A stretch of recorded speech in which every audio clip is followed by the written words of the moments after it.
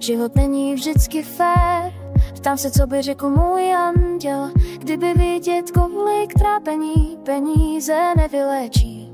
Někdy se může stát, že jsi sama bez přátel a každý další zobrazení samotu neutěší, když uvnitř křičím. A proto já si často ptám, jaký má asi pán, můj anděl strážný, pro toho, kdo je sám, pro toho, kdo nemoc má, pro toho, kdo neví, kam dál, můj anděl do ucha šeptá.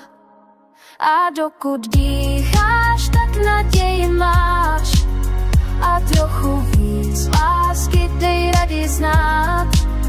A pokud mít rád neznamená málo, tak si na dobrý cestě být tam, kde chceš být.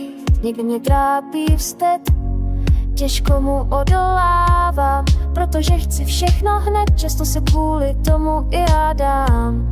Když vidím cizí pláč, něco mě uvnitř svírá, přeju si, ať každý z nás pozná, jaký to je, když se štěstí usmívá. A proto já si často ptám, jaký má asi plán, můj anděl strážný, pro toho, kdo je sám, pro toho, kdo nemoc má, pro toho, kdo neví, kam dál, můj anděl do ucha šeptá.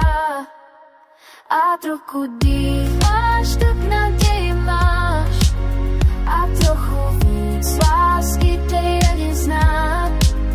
A pokud mít rád neznamená málo, tak si na dobrý cestě být tam, kde chceš být. Mít tak moc hýbat světem, jak má žít. Dala bych hned lásku a respekt stáří. Mám vlastně jediný upřímný přání, anděli, ať ty, co mám ráda, navždy ochráníš.